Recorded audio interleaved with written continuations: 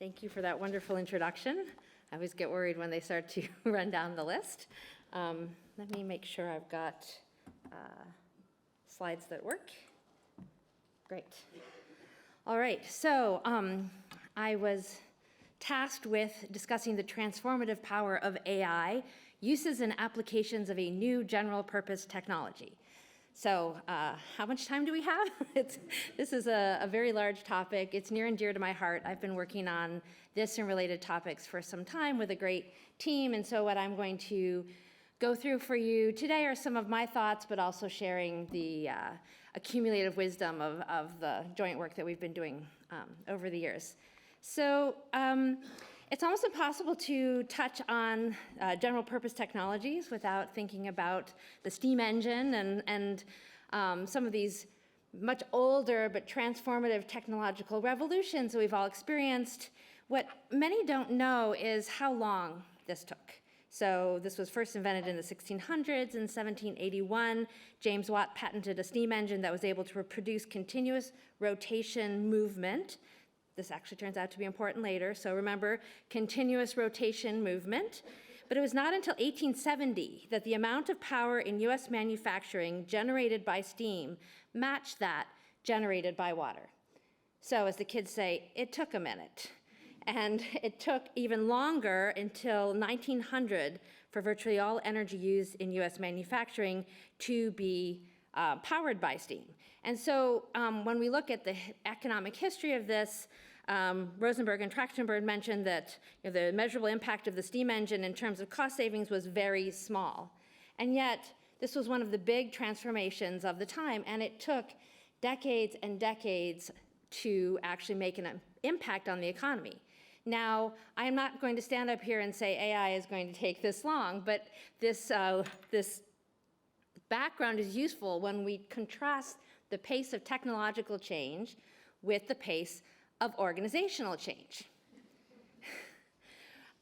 All of us who've worked in organizations have a sense that maybe things don't move as quickly as they could or should. There may be many, many reasons for this. I'm more of an economist and a strategy professor than a psychologist, but I think some of this comes down to human nature and cognitive biases. And I've done a little bit of work on this with Megan McGarvey, where we think through what happens when technologies and human cognition come together. And the answer is it's not always beautiful, and we talk about it a little bit in these articles. One we've not spent time on, but I'm increasingly fascinated by, is this issue of linearity bias. Humans and human-composed organizations have this sense of wanting to take the simple, attractive, and wrong route of extracting linearly off of what we've seen into the future. And what happens then is that we get this sense of moving in very gradual linear fashion at a time when the technology has not been subjected to the same constraints. And so we put this sort of linear pace of human change up against what happens with technology. So we get this linear change of new things over time in humans versus what's been happening with technology. And this I'm going to be a little bit more recent than the steam engine. We're going to actually think about mainframes and databases in the late 60s and 70s. And we get into these new advances every 10 to 20 years. We get into desktops and PCs. Then enterprise software, which I've actually studied. It sounds like economic history now, but I think it's still very interesting. The internet and e-commerce. So we have the sense that the internet is maybe a really important change that we still have not completely grappled with, but that was a while ago.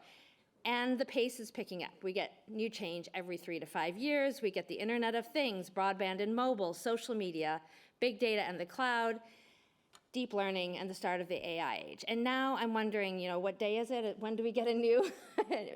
The pace of change is months, weeks. It's happening almost faster than we can imagine, much less put to work in a really meaningful way. There's a big gap between the latest with generative AI and what we can do on our desktops and laptops as individuals and what firms are able to put to use in production.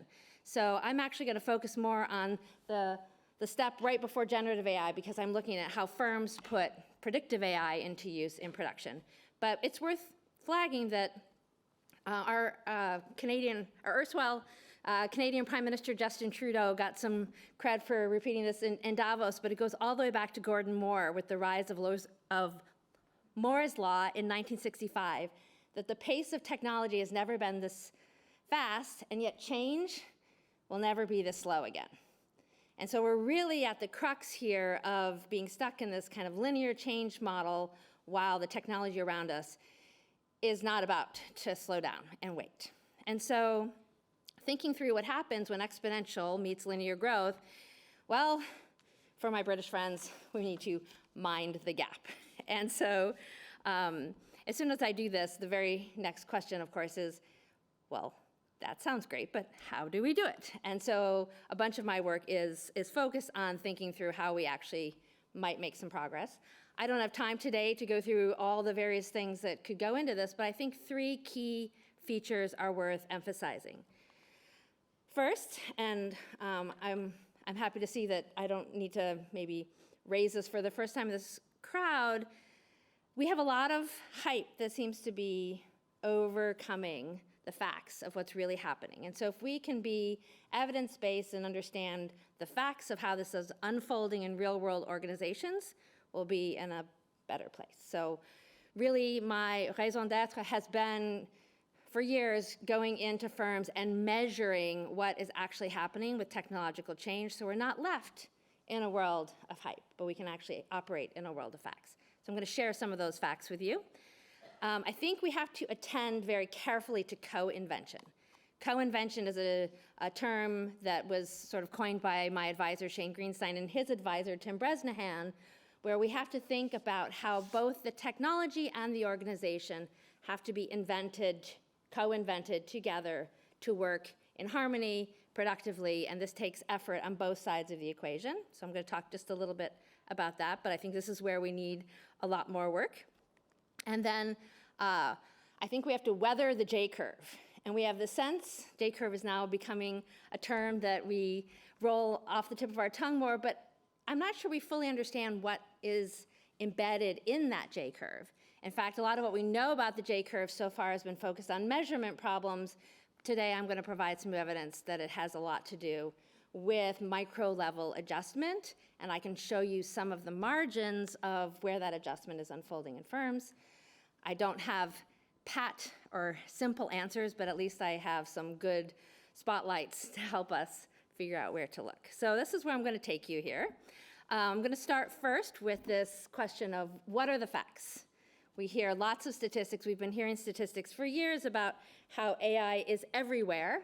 It's taking over. Back when we started measuring this, I've been working with Eric Brynjolfsson for years in collaboration with the US Census Bureau to measure this. When we started, McKinsey and Company would tell you that everybody has it, that it was 70, 80% of firms were using AI. And we wanted to know what is happening with AI adoption in America. Now, this is a very bold title, and I feel confident because it is a very bold project that we undertook. So this is work also with Frank Lee, who's at UBC, and some wonderful colleagues at the Census Bureau, without whom none of this would have been possible. And what we did, and I don't have time to go all in detail in the paper, but you can follow the link there if you want to check it out, is we sent a survey to 850,000 firms across the US economy whose response was required by law. So at the end of the day, we have 573 odd firm-level observations that we can link to other detailed data and get a reasonable snapshot. So this went out in 2018 asking about 2017, and we could actually see what AI use in production across the US economy looked like. Eric and I developed an entirely new technology module here where we didn't just ask about AI. So it's very easy when you're being distracted by the shiny AI thing to forget that there's still technology and technology adoption everywhere. And in fact, many firms are still trying to get further along in digitization and the use of frontier technologies like cloud computing. So we included these questions to understand not just AI or narrow uses of AI, but also the entire technology context of these firms. And then we also had a wonderful opportunity in the subset of 75,000 startups to look at organizational intangibles.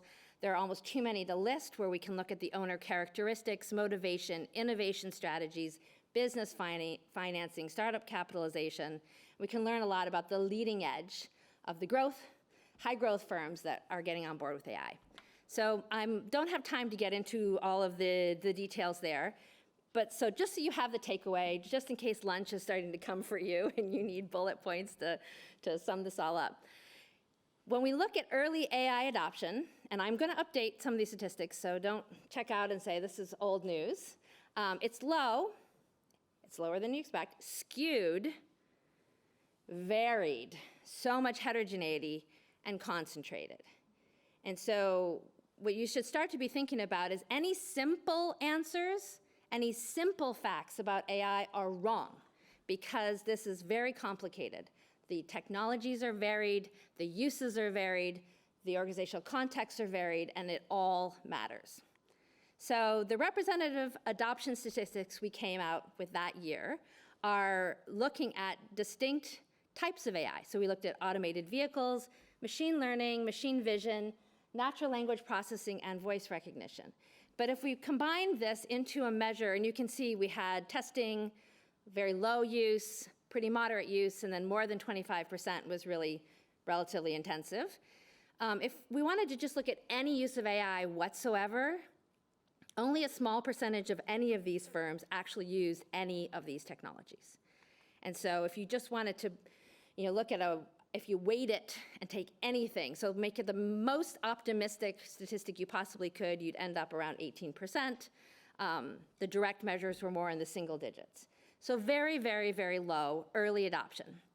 Very skewed adoption. So big firms were definitely using AI. And this is useful to keep in mind when you look at studies. I do this too. We all go to war with the data we have. But if you're going to war with CompuStat statistics or public companies, you are only looking at the top part of this chart. And so this is where the very high adoption statistics are coming from, is that if any use across the whole distribution of firm size and age is only about 6%, 62% did have some amongst the largest firms. The heterogeneity is almost difficult to overstate. We see it in every sector of the economy, but at very varying levels. And so we see, of course, a lot in information. We see a lot in healthcare.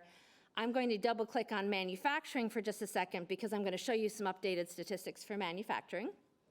But also, in many circles, maybe not in this circle, manufacturing gets a very bad rap. People talk about manufacturing as if it's this very old school, slow, technologically backward sector. Well, in the US, for instance, it's not the case. They are a leading adopter of advanced business technologies, including AI.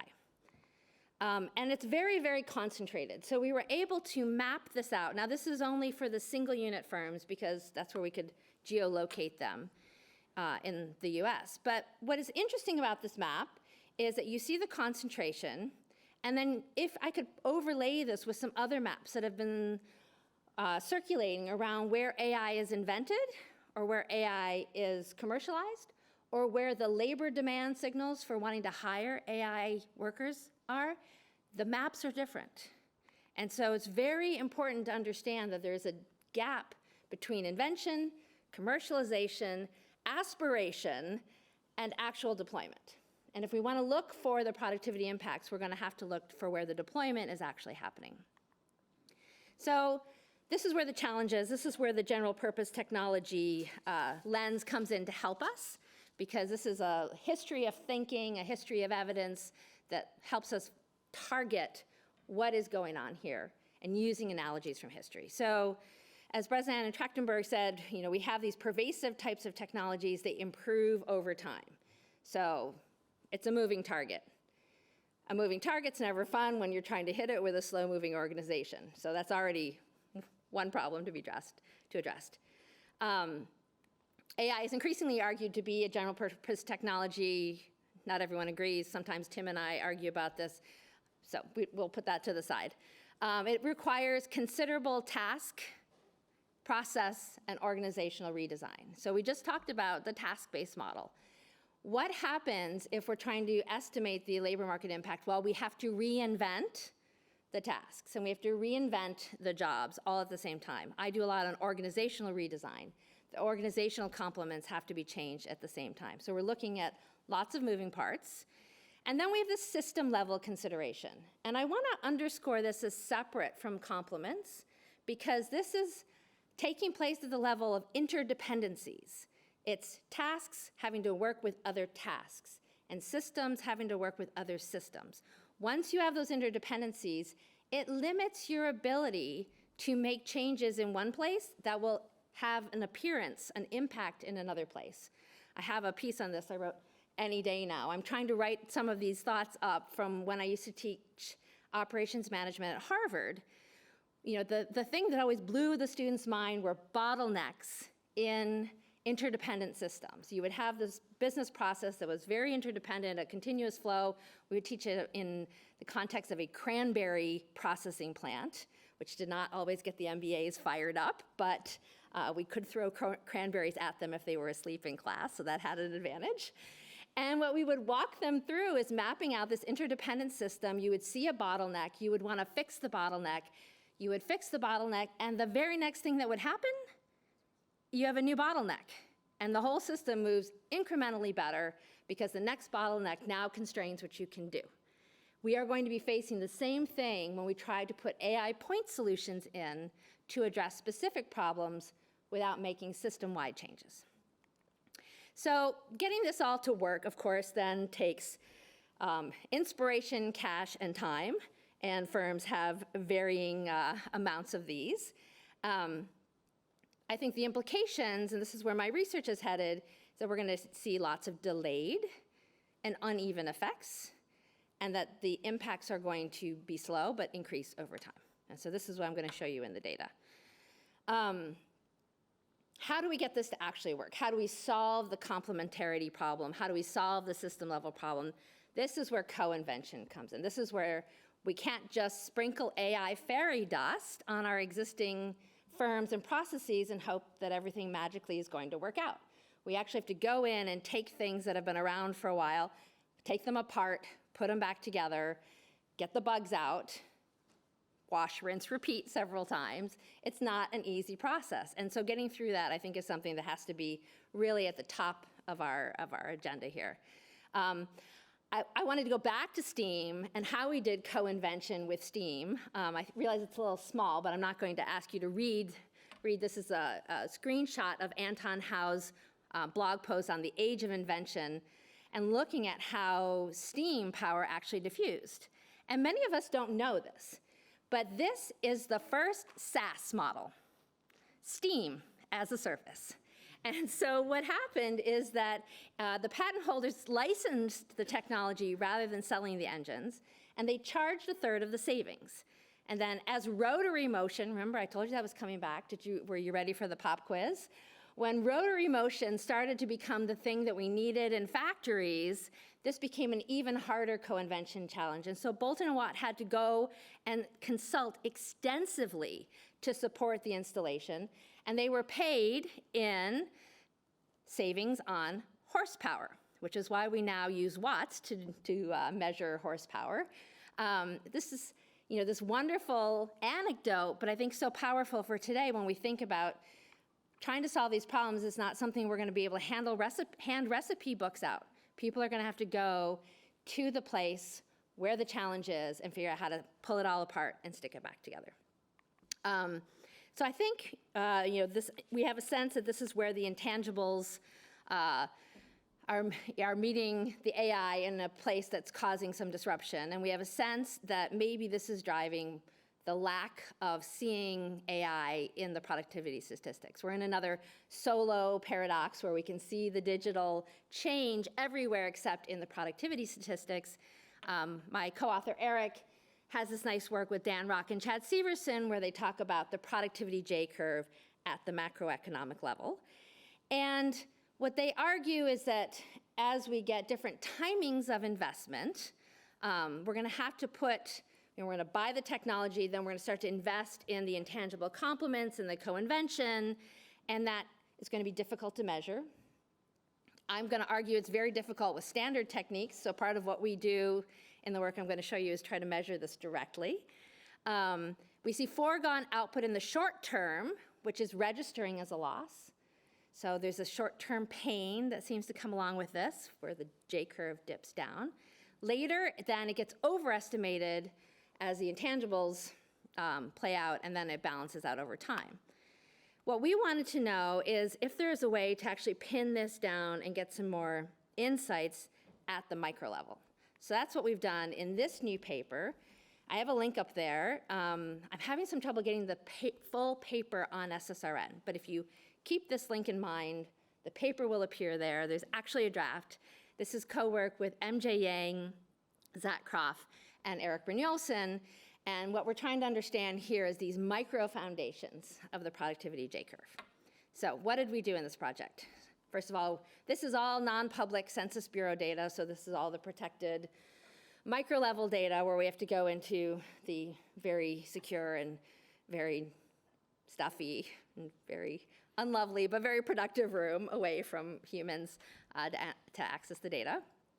And what we've done here is to take this survey. So just as a quick background, John Van Reenen, Nick Bloom, and Eric Brynjolfsson started the Management and Organizational Practices Survey in 2010.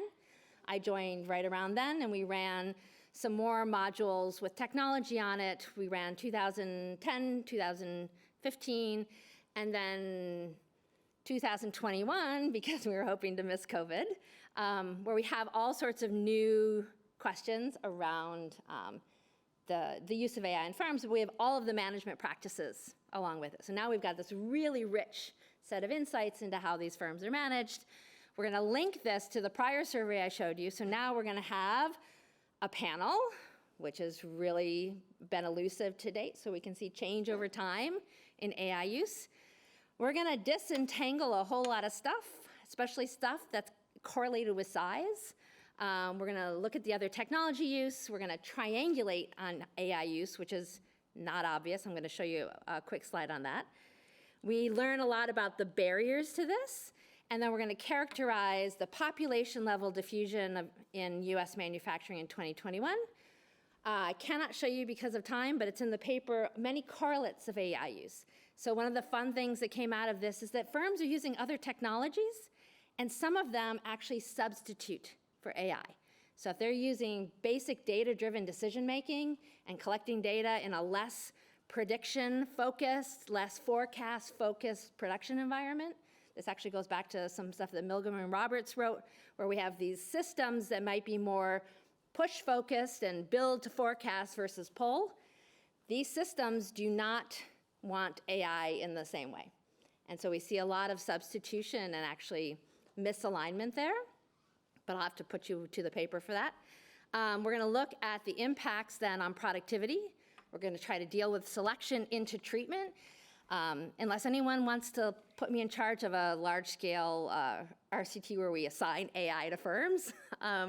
We're in this world where mostly firms choose to adopt their technology, and that causes problems for our estimation. And then we're gonna show some dynamics over time. And so that's a large order in a short period of time, so I'll only be able to touch on some highlights as I go. So this is the MOPS. This is the survey itself that I know you can't read, so I will read it for you. This is our third wave, as I mentioned. It goes to 10% of all plants in the US manufacturing sector, but the certainty sample grabs 70% of the sector. So it's very representative. It has a response rate of 68%, which is enviable if any of you are running surveys these days. And if you still think that 2021 was a long time ago and worried that my rates are off, there has been some other work. Bonnie et al., for instance, ran some similar questions in 2024, and we're not very far off. So don't think of this as like a speeding bullet train. It's a little bit more of a local train chugging around. And to measure AI, we gave the respondents a definition. So this is a lot of extensive cognitive testing.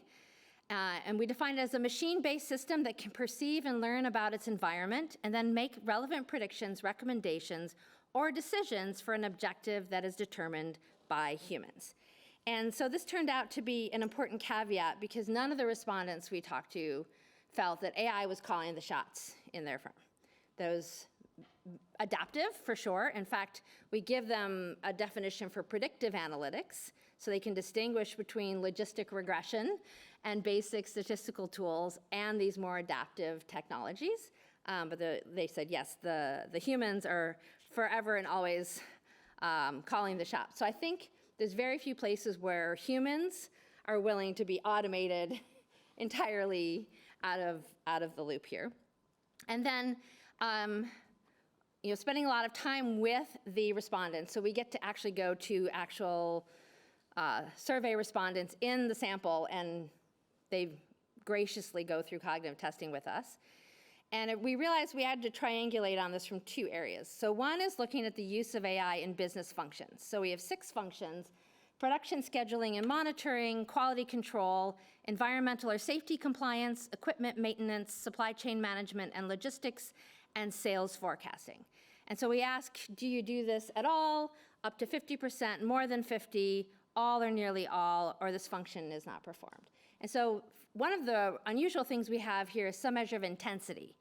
And that's been elusive also, and we're trying to measure this. Sometimes we're getting a sense of whether there's AI, but how much is not so obvious, so we might be able to do something here.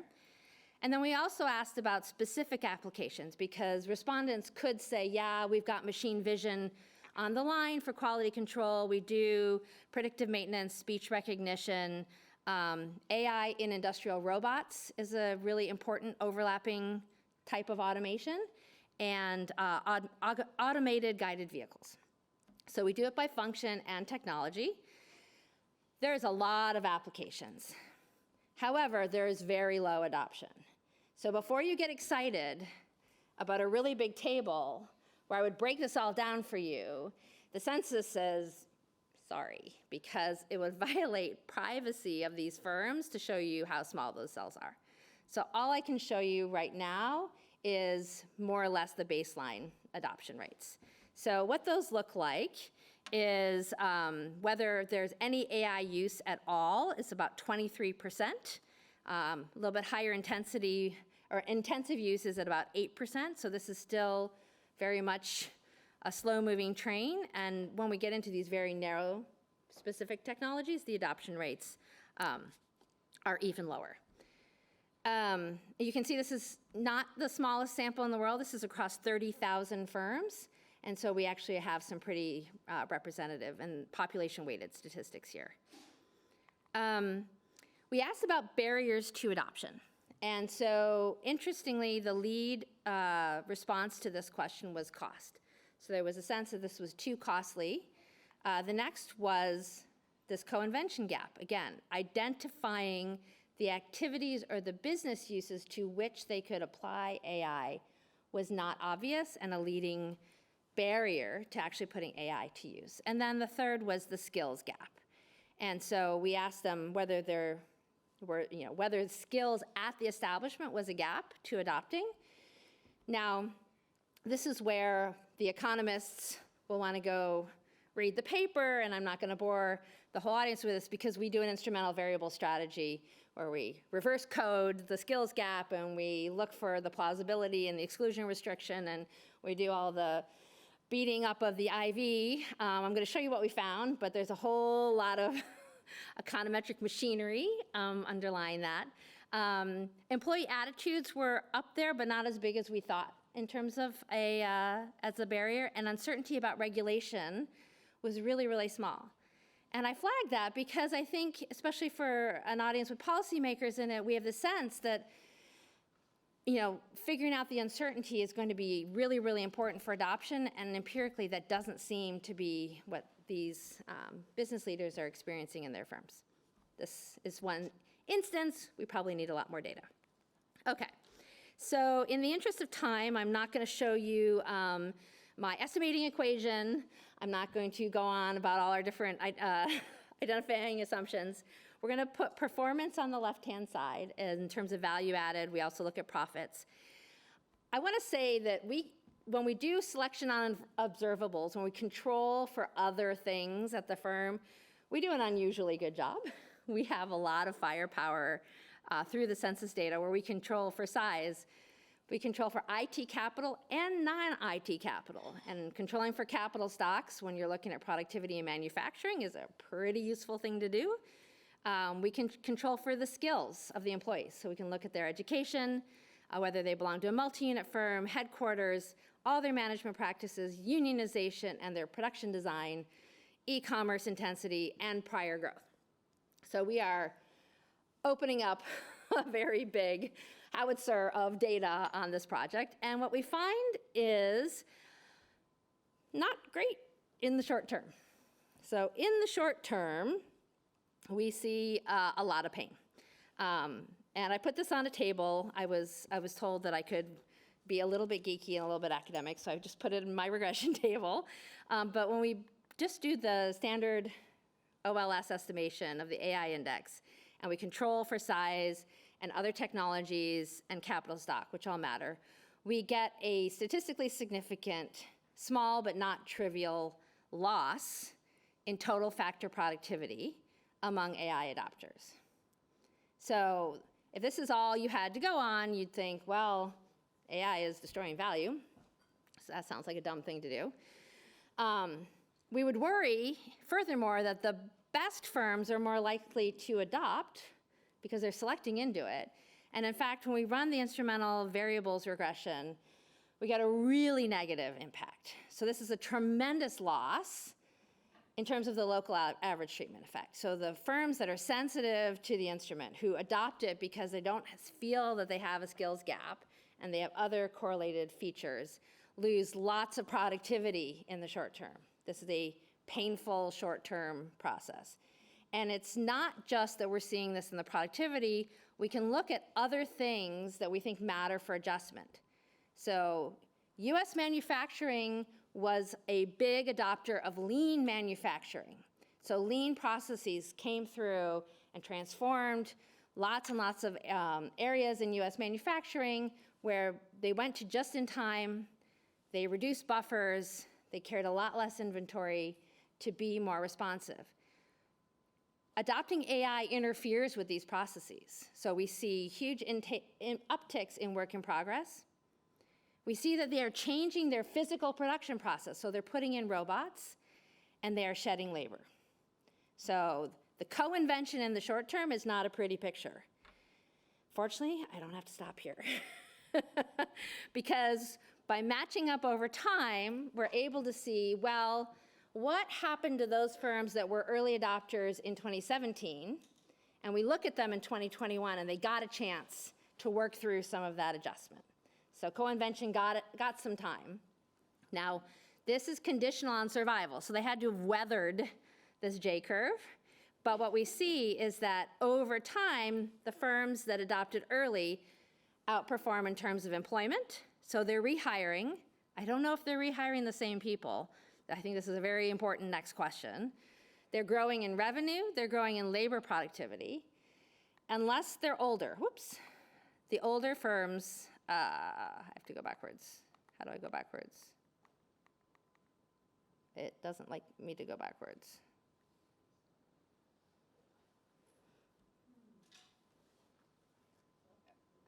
Oh, I just went too fast. See? The human went too fast for the technology for a change. So now that I'm back to my snail mode, the adjustment costs were systematically worse for older firms. And this is worth understanding because age and size are often correlated. So we'll see lots of adoption in big older firms who really struggle to get this done. The change over time in this sample is from about 7.5% to 9.1%. So it's not a massive growth in AI adoption.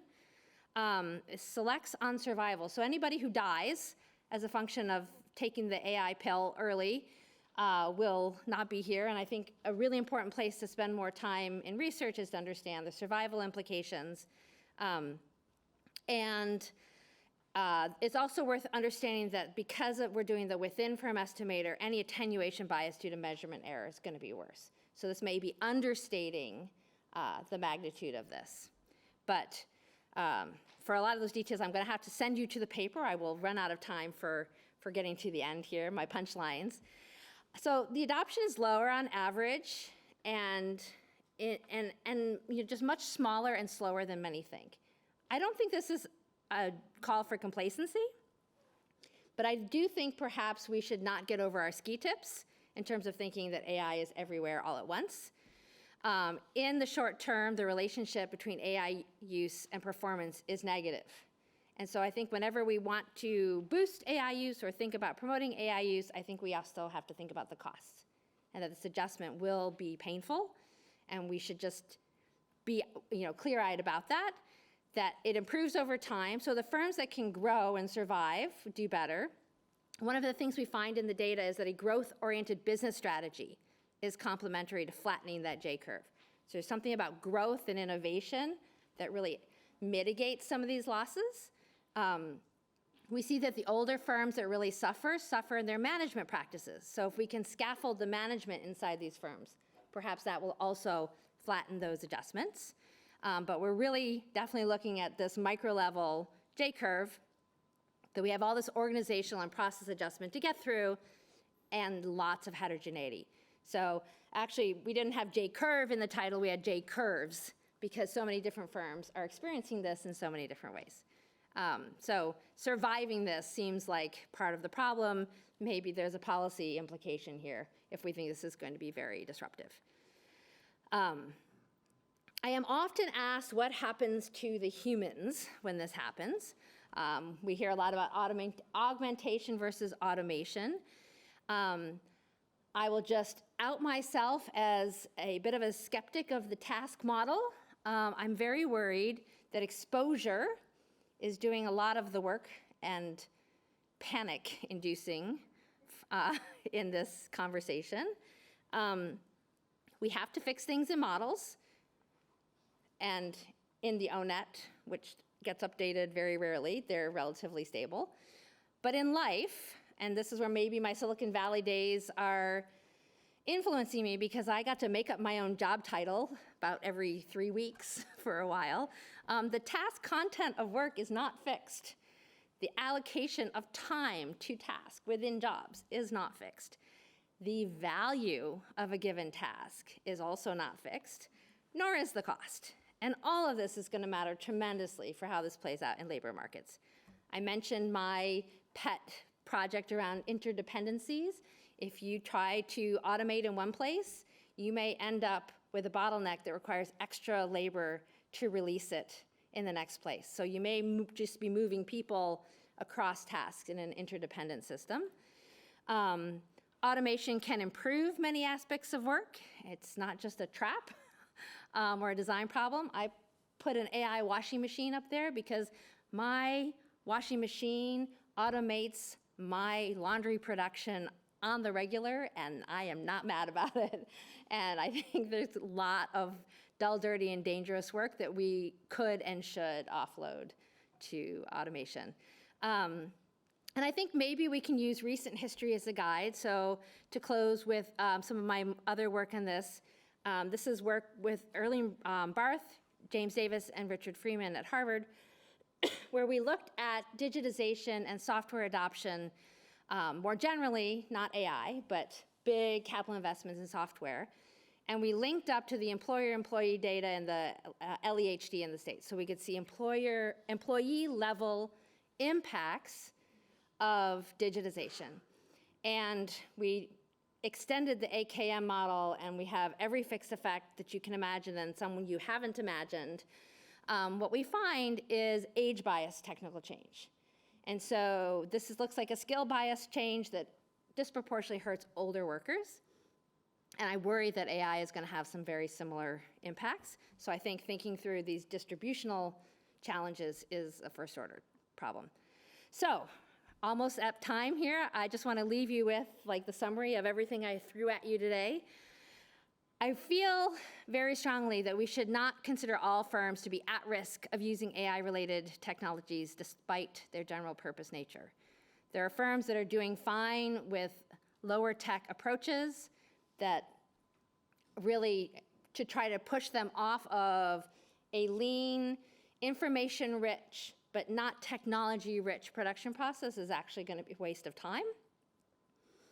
I think ongoing and representative, please, measurement is essential, that this is moving all the time.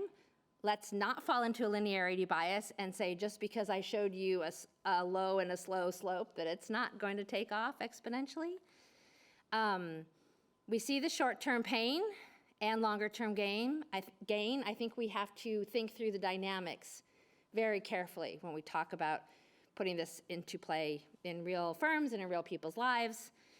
The pain is non-trivial, and the adjustment costs are distributed unevenly. It would be great to have more sector-specific insights. So just to remind that the details I showed you are in manufacturing. We're seeing tremendous gains for AI in things like knowledge work, like programming, where it seems to be working really well.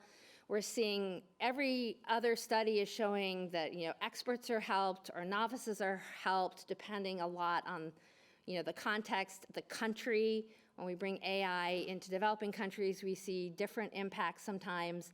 So I think the jury is out on the complements and who gets automated and who gets augmented. And I'm a little biased, but I think we just need lots and lots more research on this with lots and lots more data. And I think the worker concerns have some merit that we should definitely be attending to. The short-term labor shedding is non-trivial and concerning. And we do see physical automation coming in at the same time. So there's big changes afoot. And I mentioned skill and age bias. So that's me at time. And thank you very much. Happy to take some questions.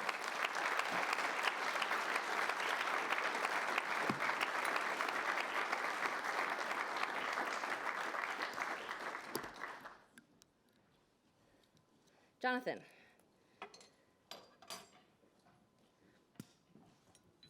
And I promise I don't know anybody else's name. We had dinner last night, so it's easier. Jonathan Haskell, Imperial College. Thanks very much, Kristina, for a really interesting talk. Some of the figures that we've heard from actual data, actual firms implementing this AI, you're talking about, as best I can understand it, rather small either negative figures or, over time, some small positive figures. That was in your presentation. In Chairman Lagarde's presentation earlier on, we heard these enormous numbers, 20, 30% of workers potentially exposed to AI. So I'm just trying to reconcile, can you help me reconcile those two apparently very different impressions? Thanks very much. Yes, no, it's a great question. So the detail that really has to get more attention is being super precise about what we mean. And so if we're talking about testing or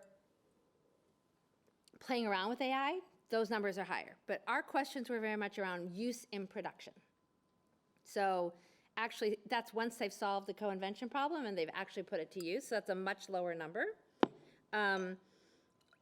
There's a big gap between how we look at weighted and unweighted adoption. So once a very large firm figures this out and puts it into production, then many workers are exposed. So the worker level exposure is much higher.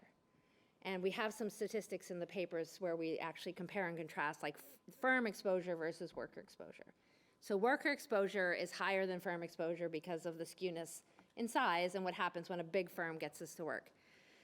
The next piece of this is, what does exposure actually mean? And so I, arguably more than most, have been exposed to AI. And I spend hours trying to make it do anything productive for me at all. And so it has not taken away my job. It hasn't taken away very many tasks. As we mentioned on the break, it has taken away my trying to figure out how to program LaTeX. But that's about it. And so I think we have to be very careful what we mean by exposure.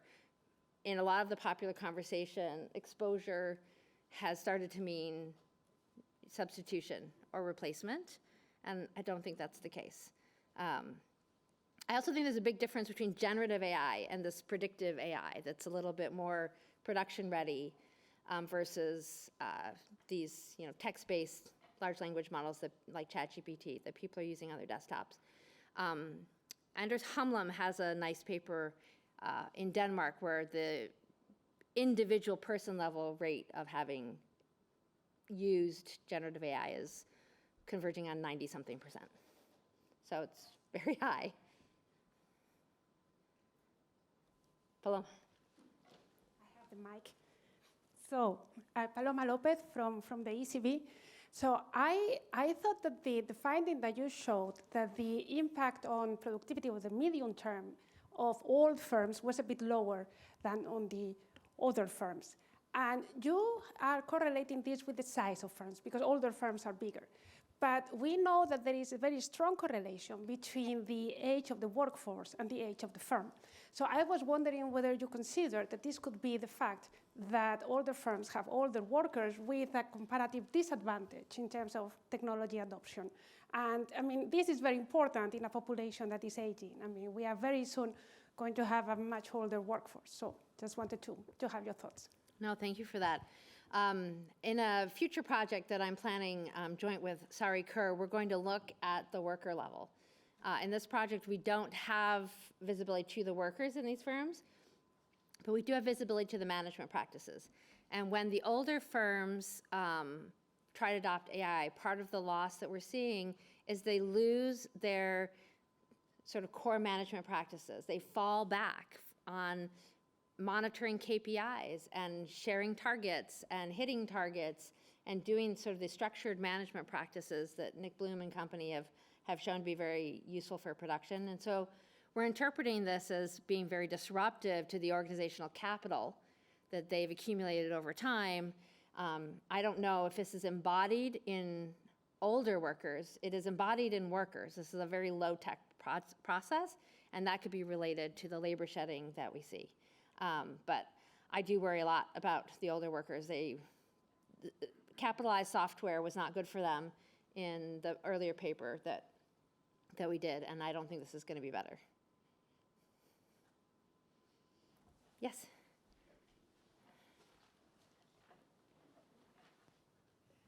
Thank you. Kristina Gattmann from Leiser in Luxembourg. Fascinating talk. I'm getting back to your question that you did this management practice survey multiple times, because what we noticed in the company innovation survey in Europe is that firms themselves seem to be quite confused what actually AI means and what AI means in their firm, because we sometimes see that the same firm says in 2015, oh yeah, we do AI, and then 2020 they say, no, we don't do it. So I'm wondering, do you see that? Is that just measurement error? Do firms also give up using AI? So I would be curious what you see in your data. Thank you. Yeah, we didn't ask about AI generally. We asked about all these very specific technologies, and so and then our use of AI is actually some combination of that. Sometimes we've looked at it as like a binary indicator of having any or an index, and I think coming at it from these multiple dimensions lowers the measurement error. We haven't seen that sort of de-adoption in the data. But we need to keep measuring it.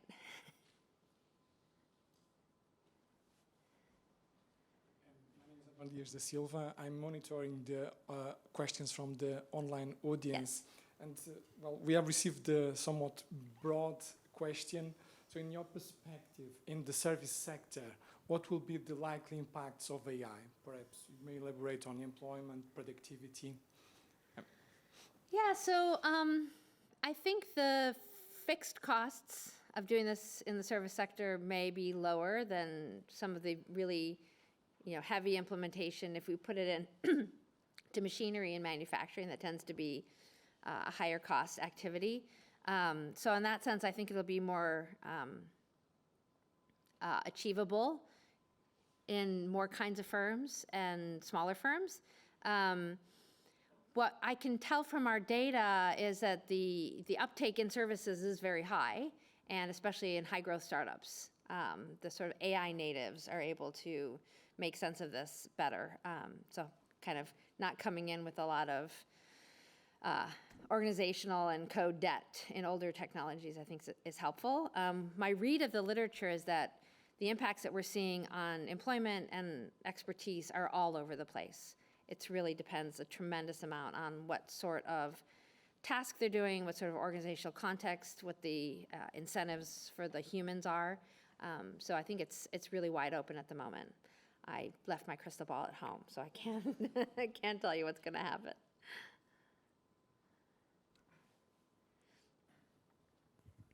Thanks, Stefan Fahr from the ECB.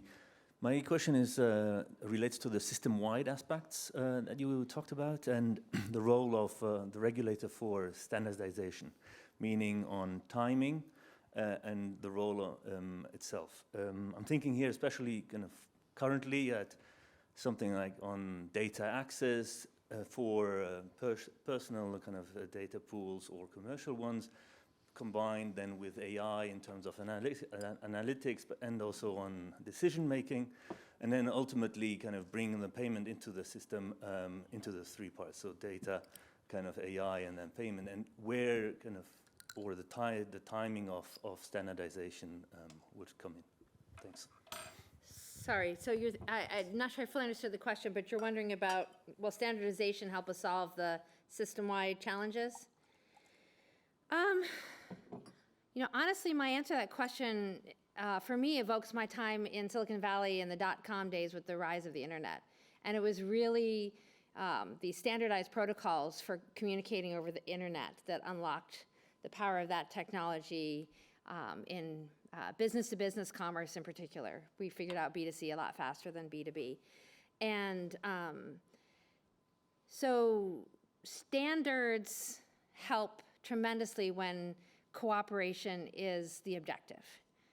Where it starts to you get into problems, and this is why there's so much secrecy and folks trying to protect the algorithms, is when competition is the objective. And so I think there's this real difficult balancing act where we're trying to promote cooperation as much as possible, where we can get rid of unnecessary frictions, keeping in mind that firms' incentives will not be aligned with that all the time. They're going to want to keep proprietary information and keep proprietary processes. I teach strategic management, which is almost like the antithesis of econ, where rent extraction is the point for the firm. You know, finding out ways for firms to cooperate while still protecting their IP, I think, and being able to gain some advantages from this is going to be essential. Otherwise, I think they just won't even play along. I hope that answers your question. Did you have a more specific? It's just about, is there a specific indication on timing when standardization should come in? So you mentioned kind of cooperation versus competition is one key. And would one see kind of on the AI curve, so to say, there is a role at some point to have kind of databases talking to each other? Should that standard be set between payments and these databases? Should that be a standard for regulated, whatever? That's a little bit beyond my expertise. I don't dabble in regulation except to follow it where applicable. So the challenge with the fast-moving technology is that we don't want to prematurely lock into something while everything's changing so fast. And so that's always going to be a really difficult balancing act. Something that's modular and flexible will be essential while this is all unfolding, which those are buzzwords and easy to say, and if I got them in a student essay, I'd write in red, please be specific. But you can't get me with your red pen, so I'm just going to say yes, as flexible and modular as possible, and fingers crossed, because I don't think it's an easy problem. I don't think there's any easy answers to that question. Sorry.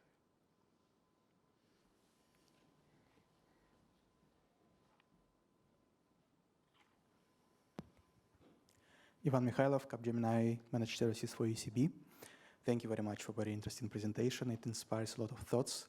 One of them from my side, it was demonstrated on one of the slides, dependency between AI use and AI testing on the size of the organization. And my question is particularly about AI testing. It was for all ranges there significantly less than AI use. And what is the reason for this?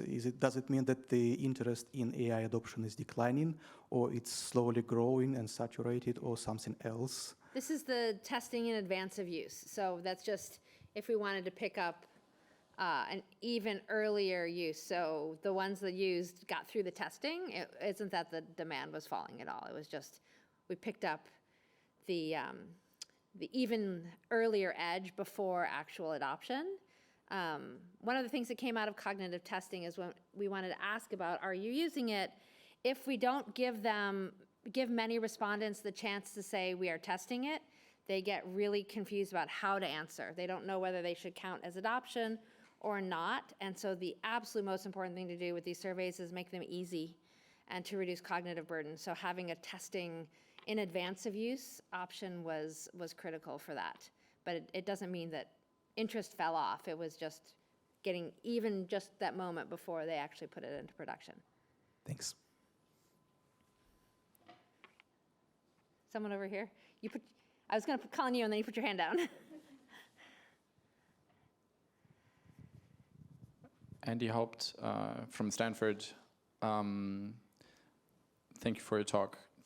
Your comments on the task abstraction that were not too positive, I share some concerns with it. I'm curious whether your comments are there's another abstraction that we should rather use, or the task abstraction is broken, or ONET is broken. Which of these? I have not yet solved this problem. It's something I'm interested in digging into, but I don't know. I don't know what the answer is. I know that I've been very persuaded by. So I was very persuaded by the Arndt et al. Paper that came out right behind the Frey and Osborne paper, where putting even just a little bit of distribution of tasks inside jobs dropped the rate of exposure and Armageddon from something in the 70s to 9. And so just even a little bit of flexibility made those scary statistics look very much less scary. And I think that's a direction we need to move in. So unfortunately, I think I am getting the red the red warning of time. So I just want to say thanks again for having me, to my host. Thanks to all of you for your attention and wonderful questions. And I'm happy to discuss more offline.